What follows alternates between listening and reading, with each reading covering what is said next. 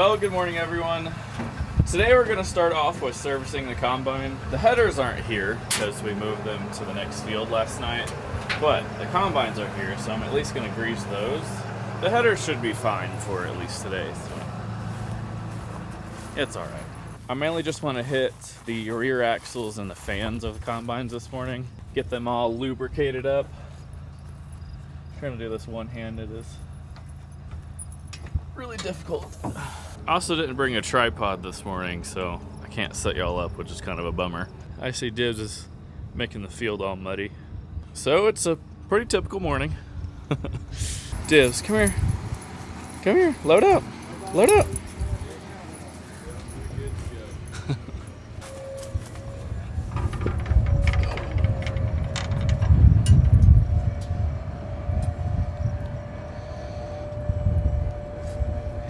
Why does the tractor sound like that?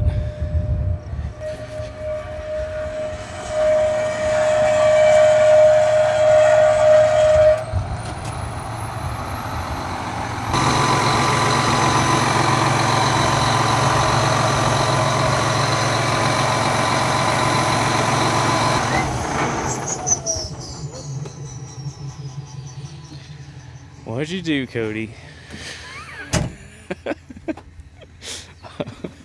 Was it like the fan that was making that, or what was that? Something up here.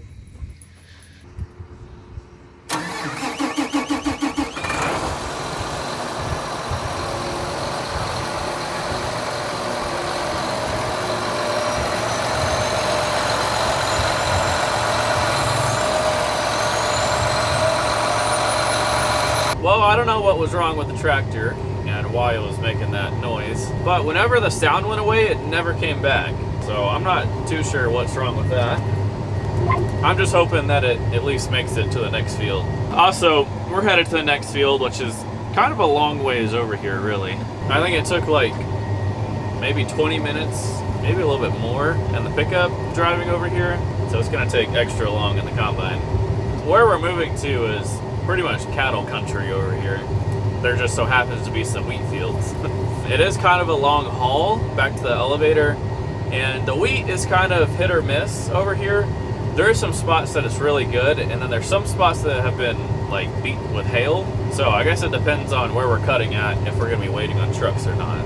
Close that cattle guard back, that little gate back there when the last one goes through. A good portion of this wheat is probably gonna make 15 to 20 bushel, which is about 6 to 6.5 mile an hour cutting, which with a 40-foot header is roughly 30 acres an hour per combine. So with all three of us running, we're doing 90 acres an hour. This is the type of country where you need a S7 800 or 900, put a 50-foot header on that thing, or maybe even a 61-foot MacDon, and just set sail through here. I mean, you could probably do, oh man, maybe 50 acres an hour with one combine. So times that by 3, that's doing 150 acres an hour.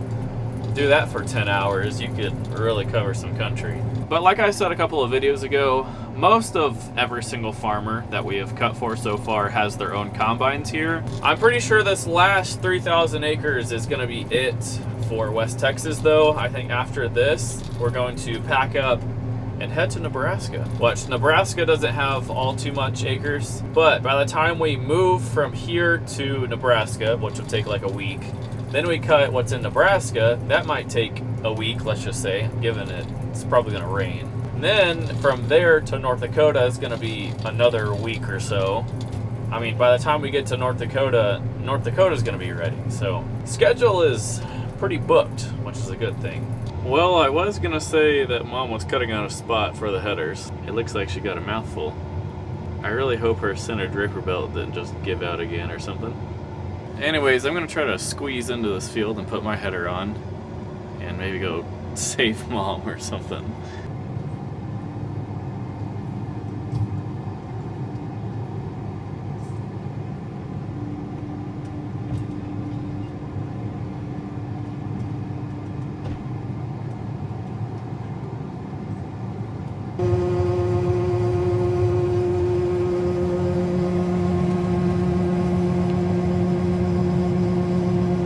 I bet most of y'all don't even know what y'all are looking at right now. That is I'm guessing a Gleaner combine. It's silver. There's no emblem on it or anything, but it looks kind of like a pull type, some sort of combine. And then they converted the top into a deer stand, plus some shingles on top of it. You can see the deer feeder back behind it. That is actually pretty neat. I guess I can say that's the first time I've ever seen a combine be converted into a deer stand.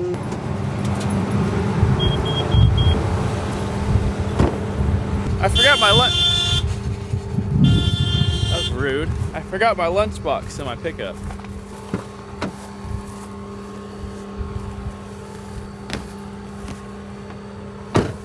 Dang. Look at my sweet ride. I need a FD2 header though, then it'd look really good.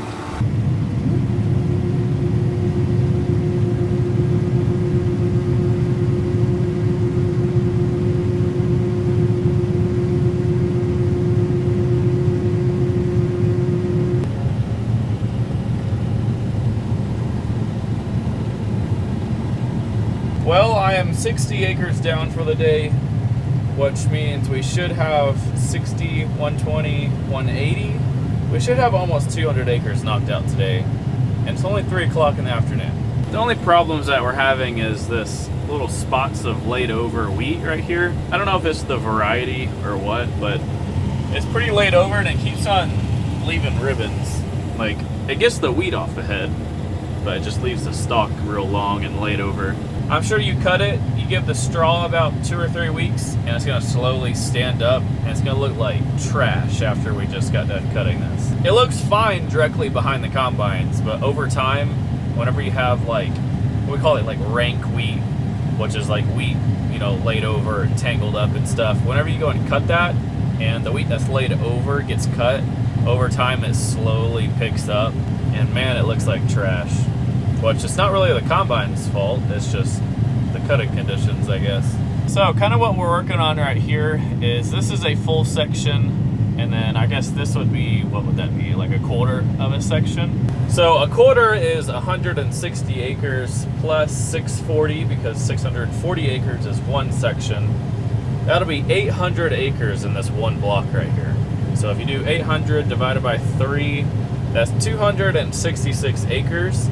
If we would have gotten a pretty good head start over this morning, we possibly could have gotten really close to finish this thing, but I just don't think that we're ever gonna get there. We didn't have the early start that, you know, we really need, which we had to move over here, and it was a pretty long move, so.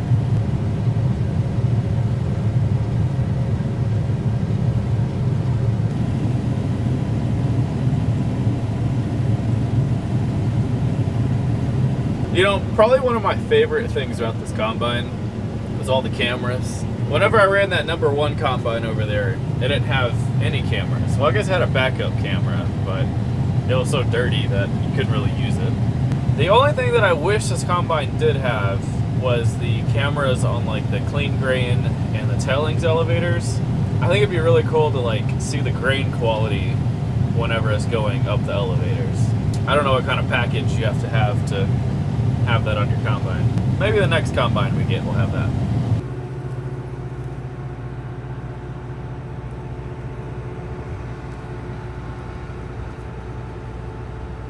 Well, we're full. The trucks are having a hard time keeping up. We're kind of like way back up in here in the ranch, like I was saying earlier in this video. It's kind of a pretty long haul, like going through the pasture, so it's kind of taking a long time for the trucks. I doubt y'all can see that way off in the distance, but I could see the truck way over there.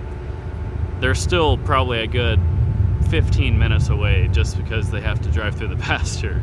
But we're kind of cutting it close here on the bin, being full. I almost spilt a little bit. This actually wasn't from today, but you know, you have those days. There's some like sticks from the weeds in here. Let's see if we can find any. So these right here, the seed isn't popping out of them. I don't know if it's like baked in the head or what. See, that one's really in there. You're not gonna get that one out. I can barely get that out with my fingers. Feels good though.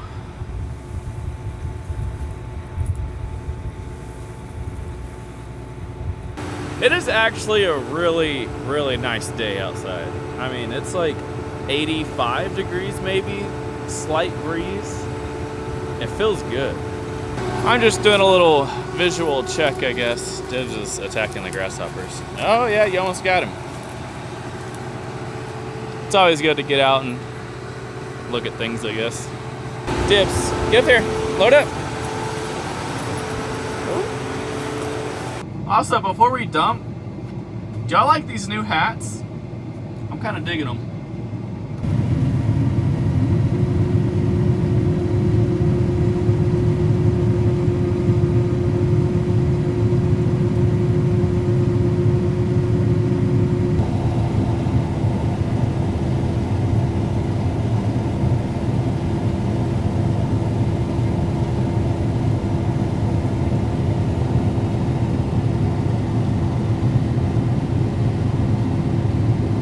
Well, we're sitting again. Dad just got off the phone with an outside truck, so tomorrow we're gonna have some extra help.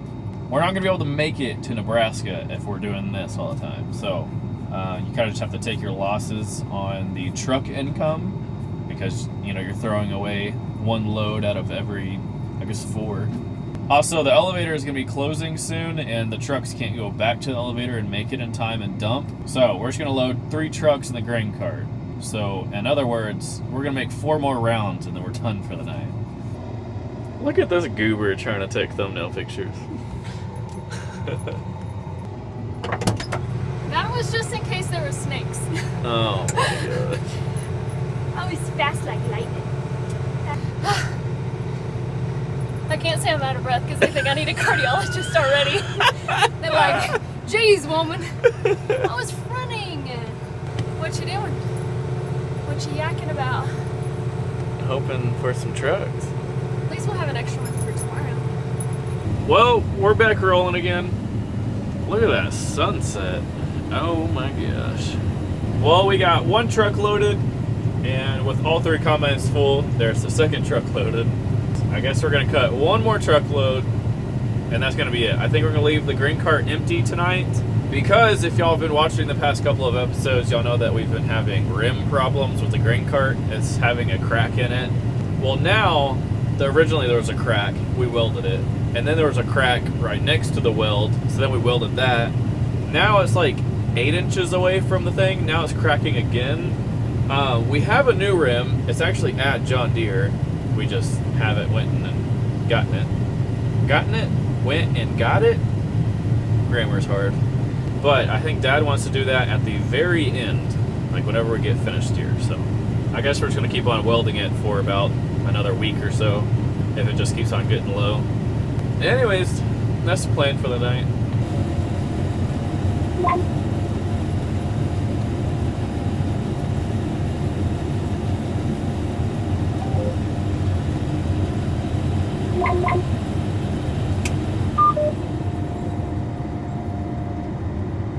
Well, we're done. It feels almost borderline illegal to be ending with it still daylight outside.